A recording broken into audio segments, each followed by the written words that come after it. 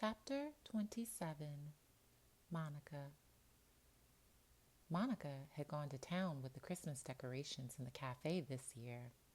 Julian's art classes must have unleashed some long-buried creative instinct. She'd put up a tree in the library, decked with traditional glass decorations and plain white LED lights. Each of the tables had centerpieces of holly and ivy, and a large bunch of mistletoe hung above the bar. Benji was happily doling out kisses to men and women alike. "Tart!" yelled Baz from table 6.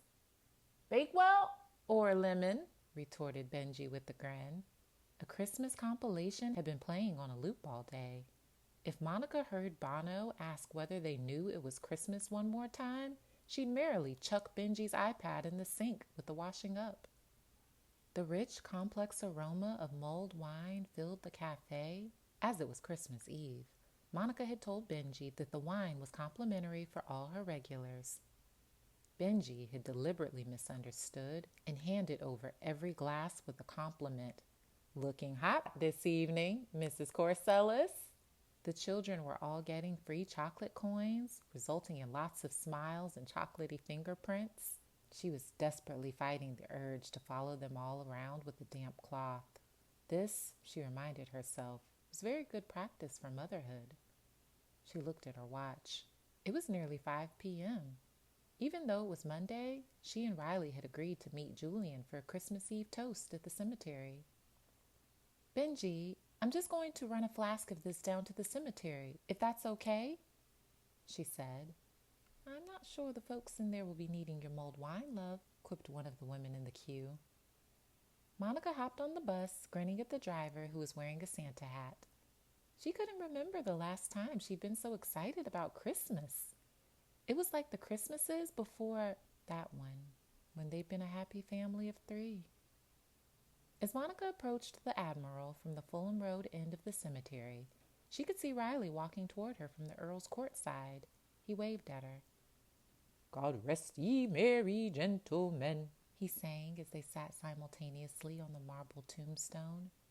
Then he kissed her. The heat of the kiss, its depth, and the way it made her feel dizzy mirrored the effect of the mulled wine she'd been drinking. She wasn't sure how much time had passed with them entwined, like the ivy covering the nearby gravestones, before they heard Julian's voice. Should I perhaps go somewhere else?" They jumped apart, Monica feeling like she'd been caught snogging outside the school disco by her dad. No, said Riley. "After all, you were here first, by at least 40 years. "We brought you mulled wine," said Monica, waving the thermos at him. "Well, I can't say I'm surprised to see you two getting on so well. I had predicted as much from the moment Riley walked into my art class. We artists see things other people don't." "It is both our blessing and our curse," he said with the theatrical delivery of a Shakespearean actor. "Well, isn't everything coming up roses? Just when I thought Christmas couldn't get any better." Monica poured them each a cup of mulled wine, thankful for the excuse not to share Julian's Baileys. It may have been Mary's favorite, but it was so sweet she could almost feel her teeth dissolving when she sipped it. "Merry Christmas, Mary," she said, feeling guilty about her uncharitable thought. "Merry Christmas, Mary," echoed the others. "Good news on the eBay front, Julian," said Riley. "We've netted nearly £1,000. Your understairs cupboard is a proper gold mine." "Excellent work, young Riley," replied Julian. "I can go shopping in the online sales. I found this wonderful website. It's called Mr. Porter. It has everything a fashion-conscious gentleman requires. You should check it out." "I'll stick with Primark. Thanks, Julian. More in my budget." "Julian, I have to get back to the cafe to help Benji close up," said Monica. "But I'll see you at 11 a.m. tomorrow."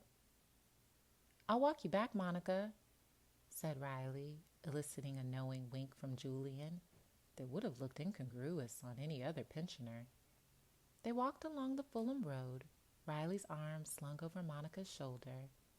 London had emptied out for the holiday, and the roads were eerily quiet. Every passerby told a story, the man doing some emergency last-minute present buying, the mum ushering her children home so she could wrap their stocking presents, the group of lads returning from their office Christmas lunch that had stretched into the late afternoon. Monica couldn't remember the last time she'd felt this relaxed. She realized, much to her surprise, that she didn't really care whether Riley would be leaving London soon. She didn't mind what his intentions were. For the time being, she was able to mentally file all her worries about being a barren spinster abandoned on a dusty shelf under pending. All she cared about was the perfection of this moment, her head resting on his shoulder and the soft synchronized tread of their feet on the pavement, marking the beat of the Christmas carol playing from the pub. She congratulated herself on becoming a veritable guru of mindfulness. "Monica," said Riley, an uncharacteristic note of hesitation in his voice, "I hope you know how much I like you." Monica's stomach lurched as if she were on a roller coaster. Pleasure and fear so bound together that she didn't know where one ended and the other began. "Riley, this sounds like the point in the novel where the hero says he has a wife and family back home," she said, trying to sound jocular. "He didn't have, did he?" "No, of course I don't. I just wanted to make sure you knew. That's all." "Well, I like you a lot too." This felt like as good a moment as any to utter the words that had been on standby for a while.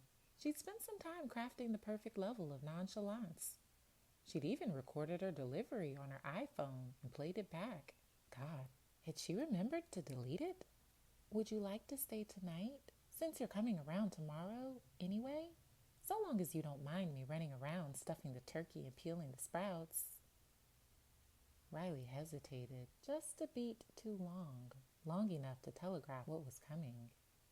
"I'd love to, but I promised my roommates I'd celebrate with them this evening, since I won't be there tomorrow. I'm really sorry." Monica heard the familiar voice in her head chanting, "He's just not that into you," and crushed it like a bothersome gnat. She refused to let anything spoil her mood. Tomorrow was going to be a perfect day.